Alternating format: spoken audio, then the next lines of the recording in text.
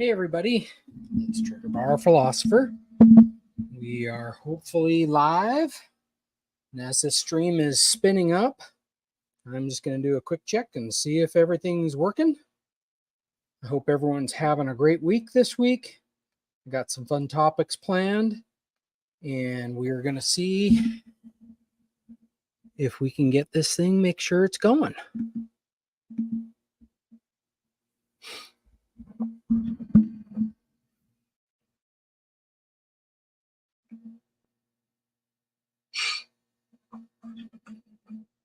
Okay, so we are live, and I put this out late, so I don't think we have anybody watching, but that's okay. That's how some of these things start. So today we're going to talk a little bit about why you prepare. Are there events in your background? Are there events in your history that get you to thinking about why you need to be prepared for some type of catastrophic event? What usually I mean by this in the preparedness community is there some type of event where normal services that you count on for everyday life, be it electricity, be it water, be it food, aren't available in the ways that you might normally acquire them? Meaning you go down to the store, you pick up what you need, come back from the store, you eat it, you cook it, sit down, you wake up the next morning, go to work, and without all these modern conveniences. So what we're going to talk about today is, are there events in your life? And are there events in my life? And I'm going to share those that have made me a little bit more on the prepper side. I don't think I'm so overboard, but then again, I think I'm probably overboard compared to some people. Everybody has their own rationale for what normal is. And so I thought maybe we would talk about this. And one of my first events in my life came at a pretty young age.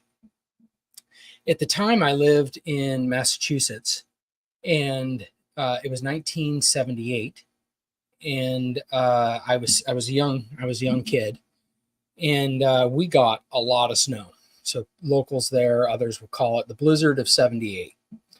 And we're going to talk a little bit about that. I'm going to try and share my screen if I can get this to work. I tried to do it. Testing and all those things. Hopefully this comes through. If there's anybody in the comment section, if you wouldn't mind leaving a comment, I would appreciate that. And then I can know that people are out there. All right, so what we're going to talk about is, again, the blizzard of '78. The reason we're talking about that is this was pretty fundamental in my journey as someone who is beginning to develop a preparedness mindset. What that meant to me at the time is, what if you have some natural disaster? And so at my young age, or my young life, I lived through the blizzard of '78. So Boston saw about 30 inches of snowfall over the course of 32 hours. And it got so bad that cars and trucks were stranded on several major arteries and roadways. And in the end, 29 people died in the storm. There were people that were stuck for over 24 hours in their car. So I'm going to show this Boston.com article. I'm really just going to show it for the pictures. This just kind of shows some people trying to get to a store, trying to get some food, and actually trying to get some money at the bank, at the Coolidge Bank. Shows how people ended up having to shelter in gyms when their homes lost power. They no longer had heat. They had to go to community centers. And then shows a little bit of the roadway and how people just utterly in that storm just got snowed in and couldn't get out. In fact, a lot of the people that died, or a fair number of the people that died because the snow built up over their exhaust pipes, and then they asphyxiated in their cars. Now, I knew some people that were stuck in this. I didn't know anybody that passed away. But I did know people that were stuck in it. There was a child in my school, I didn't know them, but in my school, that was leaving the house one evening during the storm to go over to a friend's house and drop through a snowdrift, and they didn't find him until he had passed away. So, again, a big sort of natural disaster. Boston is used to getting snow, but maybe not on this degree, and not that quite that fast. So that storms and other things like that, couldn't couldn't take care of it. So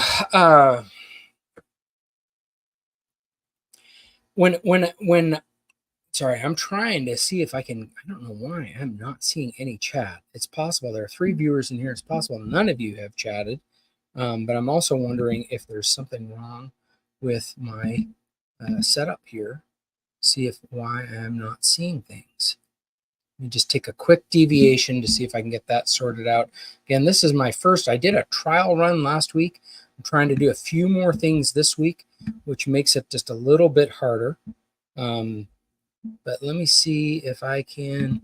There we go. Thank you. Appreciate it. I can see a comment now. Thank you, Shane44 Mag. I appreciate you doing that. So thank you. Okay, so I'm going to get back to the story. So again, pretty catastrophic event. Maybe not necessarily bad for everyone, but if you didn't have a few days of food and water on hand, you could have been in real trouble. Many of the folks in our area, the governor had shut down the roads and declared it a state of emergency, and it's illegal to drive on the roads. Of course, many of the roads were impassable at that time. Hey, Big Johnson, thanks for stopping in. I appreciate it. We're just again talking about sort of if there's a preparedness reason in your life and in your background of why you prepare. And I'm just sharing an experience that I lived through when I was a younger child that was pretty instrumental in my upbringing. So again, there was probably a period of about a week or two where you weren't allowed to drive on the road. Now at that time I wasn't a driver, but my parents, were at home during that time, and I have a couple of memories from that time. My mom was an amazing person. Just a can-do person, and anytime anything got, the tough got going, she got going. So my dad and her cross-country skied. This picture reminds me of that. They cross-country skied on one of the rivers because you weren't allowed on the roads. And the river, if you're familiar with Massachusetts, there's lots of overgrowth other than the roads. So they're able to cross-country ski on the frozen river down to our local supermarket. They were able to pick up a few things and come back home. And that's right. And then after it melts, Big Johnson, you're absolutely right.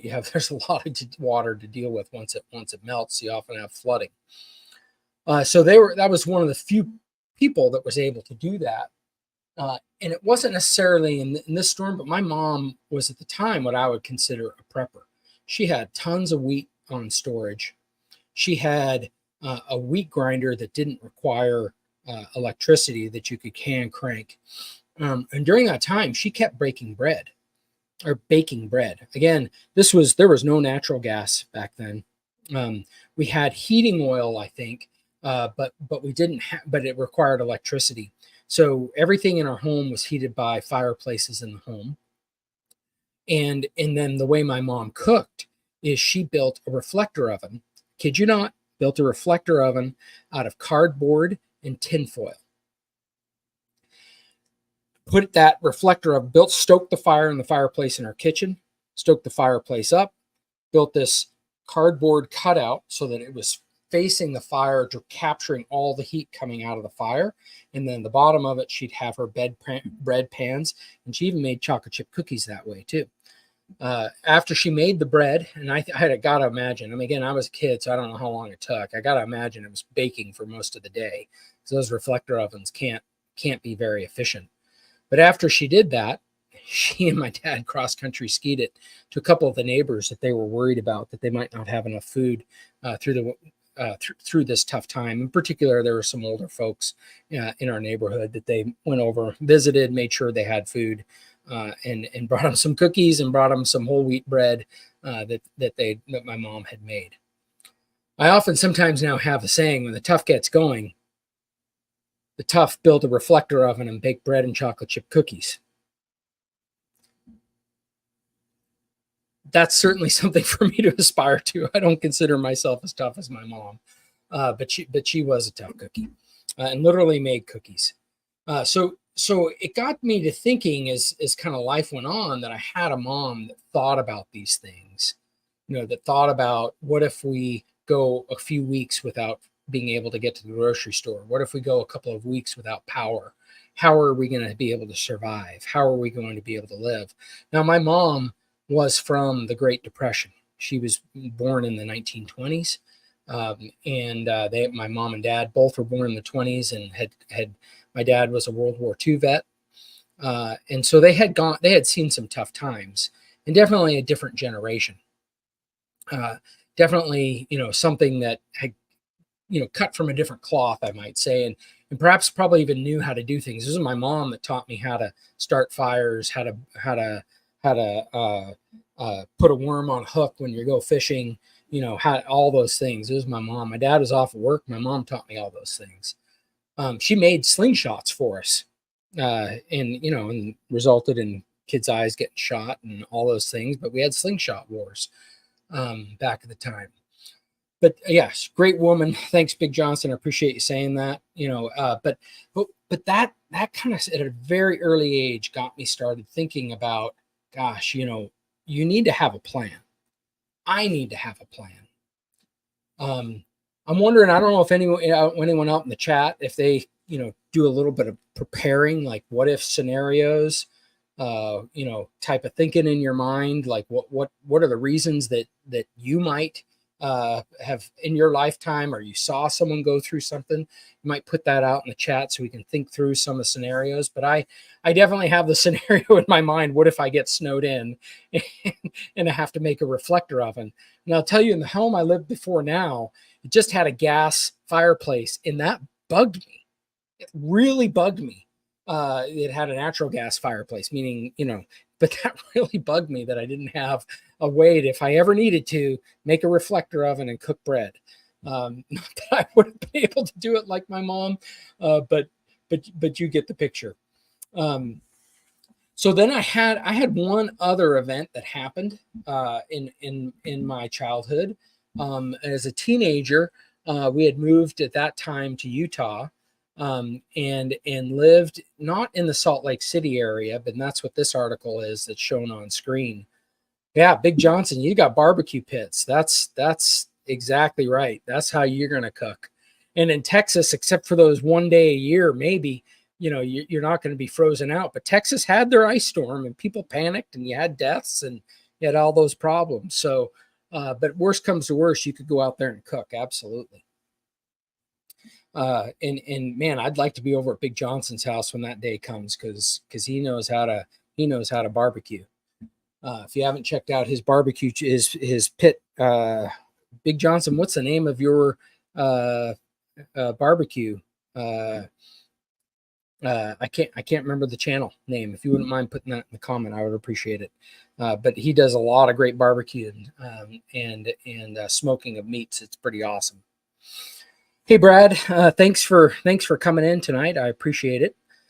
So I'm going to talk a little bit about what happened when I became a teenager. So in 1983, in the winter of 82, 83 in Utah, that's it. Big J's Pit Stop. Check out that channel. If you like smoked meats and barbecuing, check out his channel. That's pretty awesome. But in 1983, 82, Utah just got like more snow than, like, it broke a lot of records. In fact, the records weren't broken until a couple of years ago. And then in the 80s, they didn't quite have the levels of flood control that they do today because of these floods that happen. But this is a picture of downtown Salt Lake City. And the river basically left its banks and was just running downtown. And a lot of rivers did that. In fact, the river right next to my house did that same thing. And if you can imagine, my home being here, the floodwaters came out and around it and back around again. We had sandbags out front. We had sandbags in back. In fact, we were living on a farm, and I remember at one point our horses. We had to move our horses and cattle into different fields that get them away from the floods, into other people's fields that are away from the streams. Could move our house, and we tried sandbagging the bank, and we did that many days and many nights, all night long. And then eventually the waters just got too big and they overcame it, and the water was just streaming. I just remember streaming around our house. And then I remember our horse trough that we put water in that didn't have a lot of water, didn't have any water in the time. I remember seeing it starting to float down the river. I was like, Mom, I don't think it's supposed to do that. So we ran out and grabbed it. Again, the water coming around our house wasn't super deep, wasn't super dangerous, but there were it was times, we were worried at night, and we stayed in our house the whole time, even though the water was all around us. But again, in a situation where I don't think we lost power during that time. They might have emergency shut it off. And we were on city water. We didn't have a well. So those things all still work. But the well line or the water lines had to come across a bridge that got washed out. So we probably did lose water. So I think it's those moments in time, again, that you're thinking through, what on earth would happen if this scenario happened to you. Are you prepared? Do you have water in your home? Do you have a go bag to get out if you're evacuated from your home? If you lose power and you have to generate heat in your home, do you have that capability? Do you have a way to cook? Do you have a way to take care of those necessities for you and your loved ones?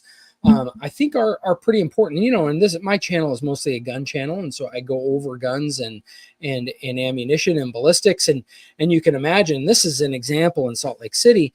During this event, we saw everybody coming together. Like all my neighbors came to my house and helped us sandbag to try to prevent. In fact, neighbors that I hadn't even met from all over the town came over and helped us, do sandbags till 4 a.m. And that was hard work. Again, I was a younger teenager, so of course it was probably all hard work, but it was just impressive to see how the community rallied around us. I think those things can happen. These events like this, you can bring out the best in humanity, but I think you look at what happened during Katrina, it can also bring out the worst in humanity. And so I think that those are, some things to consider. What about your personal protection, your personal safety, your go plan? When are you going to go? When are you going to get out? What is the right time? Do you have a plan for that? Where are you going to go if you're getting out? Do you have cash on hand if things are down? Remember looking back at the photos from this blizzard, you saw one of the big lines was everyone trying to get money at the bank, right? And at the ATMs. They were probably a cash teller. Probably wasn't an ATM back in the late 70s. In the blizzard of 78. But, do you have cash on hand? Do you have an ability to pay for a night at a hotel or something like that as you're trying to get out of Dodge? I think those are all things that each of us need to prepare and think through in our minds. And I think these life experiences help shape my experiences. I think, all of us have some experiences lately with the pandemic. And I remember going into Costco. You can't buy toilet paper. I also remember I was kind of ticked off. Costco was out of brownie mix, and that kind of sucked because I wanted some brownies. So I was really roughing it. Yeah. So I think that there's some. And I'm just kidding about that, obviously, but I think that there are some things we need to think about, like what is going to go first, how long will it take for things to disappear, and these, again, that was a nationwide one. The two examples that I'm talking about here, very localized, right? The pictures that I'm showing, like the rivers where it flooded, bad times. Where it's not flooding, not bad times, right? Massachusetts, there was a big swath of the area that got hit by the blizzard, but I'm sure if you got out 2 or 3 hours, you're away from where the blizzard hit, right? So it really had a way to get around everything. So Big Johnson has a comment in here and says you can make a heating element from clay pots, small tea candles. Put the candles under the clay pots. The pots radiate a small amount of heat. Excellent. Again, if you're in a small room, that is a great way to heat things up. Exothermal Sprocket says if you're not a U.S. citizen, you can pay for everything, literally everything. Yeah, yeah, and you know where the cash is, the laundromat. Yeah, yeah, exactly. Uh, yeah. Yep. So, I think these are some of the things. Again, I would like to start adding some things into my channel on on more of the prepping side of it. But I also thought I might just take up some live chats, give you some thoughts on that. Might share some things that are happening from that perspective. But I think it's something to consider. Brad Branch says the event I'm currently prepped for is the upcoming November 5th event. Just returned from the shop with reloading components. Yeah, I mean that's you don't know, right? I mean, and there could be a lot of events between here and November 5th. And November 5th could go off like nothing, and it could be a major event, right? We don't know what's going to happen around that, but certainly something that has crossed my mind a time or two, Brad, and driven me to buy extra components and extra seeds of things just in case, because I think thinking about what you might need for an extended period of time, what might go dry, what might change in during an election cycle in terms of what's allowed to be purchased and what isn't allowed to be purchased. Those are all excellent thoughts, and certainly something that's on my mind a lot. Uh, Blue and yellow are cashing our large checks monthly. I think not sure I'm following you, Big J, what the blue and yellow are. Oh, I think I know what you mean. Yeah, absolutely. Yep, yep. I think I know what you're talking about. And then Exothermal says U.S. history made this year in a lot of ways. Just don't fall for agitators that are designed to look like you. Exactly, exactly. I do. And we talking a little bit about current events and today's events. Yep. Uh, yeah, the Ukrainians are definitely they get our checks, and I was listening to a podcast that some of the Taliban get our monthly checks too, to the widows of Taliban people that we killed that were attacking our U.S. troops. That's just absolutely insane. On the Sean Ryan podcast, again, you can see if that's right or not, but uh, and I think exothermal. I think you make a good point. I am worried about those deep fakes, and I think we sometimes are falling for it as a community. I think we just need to watch out for it. I think there are people that are trying to agitate us, and I'll be candid. I think I think that some people feel that you know that foreign intervention, right, is a load of BS, right? That um, especially far right conservatives, because the times the left have said the claims the far right are making are are are just Russian disinformation. But what my background and my experience would tell me from you know that I don't necessarily want to get into on this message or on this stream, is that absolutely, but it's not just far left; it's far right. Um, and there are stories on the far left, and there are stories on the far right that are intermingled with truthful stories on the far right and on the far left, that are that are real occurrences and that are getting us riled up. But then there is fake occurrences that are also getting us riled up. And so I think exothermal Sprocket, your point is really one that has me thinking a lot. And I think everything we hear, we need to be questioning. I question today's verdict. That one, I'm really wondering what the head fake is on that. So Unit 4 says Crisco candles and clay pots work for heat and light for a long time. Ah, okay. Well, that's another good one. So put in vegetable oil and a wick in it in your clay pot. I assume that's how you do it. Unit 4. Um, that's another great one. Um,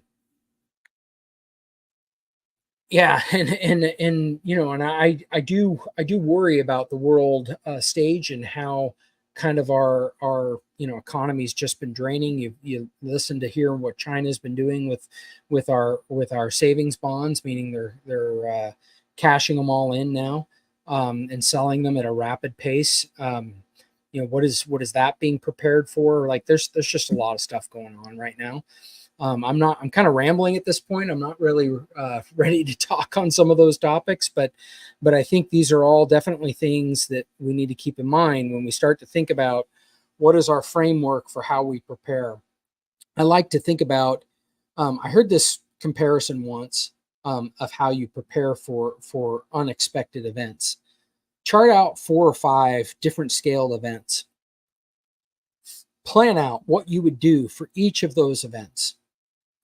And then based on those events, what are the similarities that you need in each of those plans?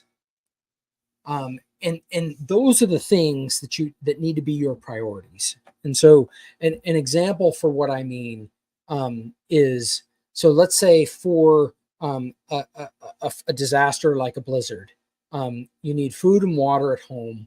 You need a way to stay warm. You need you know consistent amount of that food and water. You probably need some cash on hand.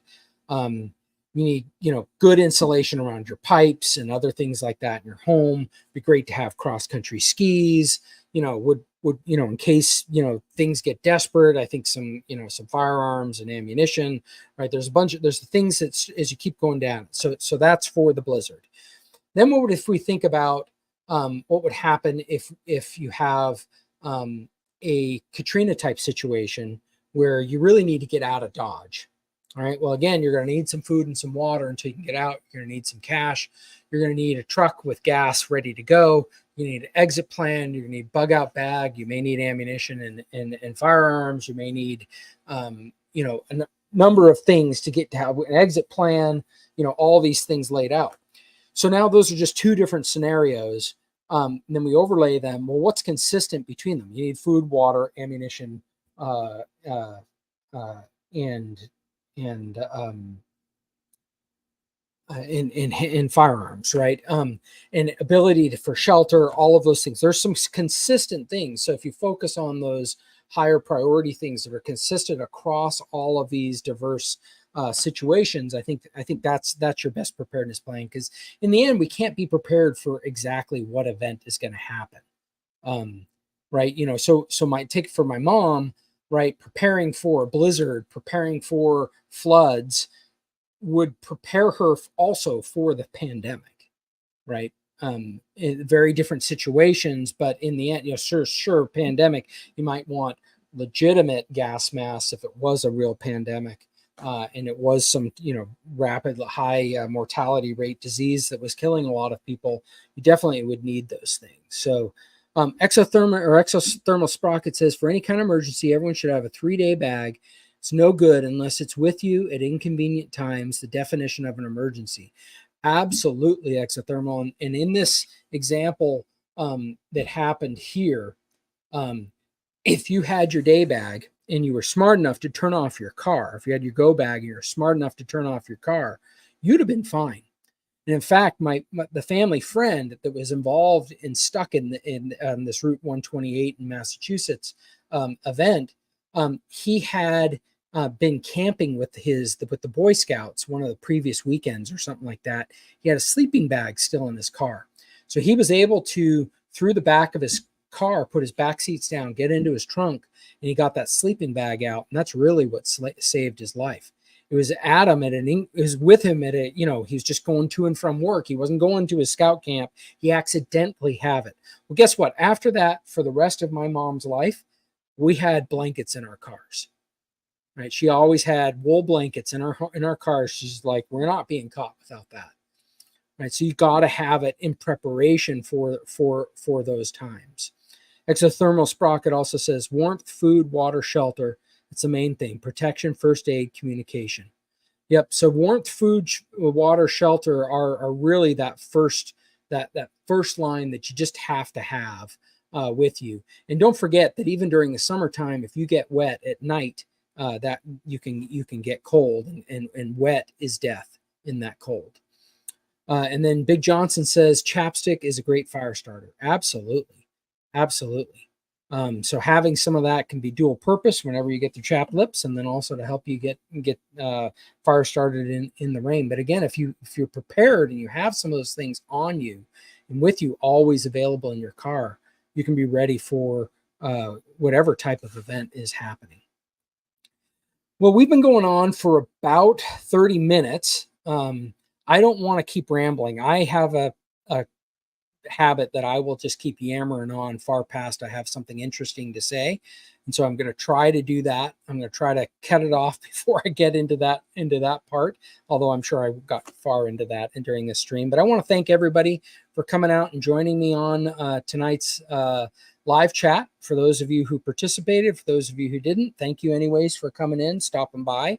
I'm going to try to start doing this on a reoccurring theme on Tuesday evenings when I can do it.